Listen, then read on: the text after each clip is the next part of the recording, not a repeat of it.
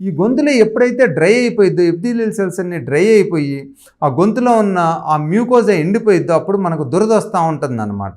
దీంట్లో మెయిన్గా ఏంటంటే ఎవరికన్నా స్ట్రెస్ ఎక్కువగా ఉండి వాటర్ ఇంటేక్ తక్కువగా ఉన్నట్లయితే వాళ్ళు ఈ విధంగా దురద ఉండే అవకాశం చాలా ఎక్కువ ఉంటుంది. ఈ దురదంతం వలన వాళ్ళు ప్రతిసారి సెల్ఫ్ క్లీనింగ్ చేస్తూ ఉంటారు అని.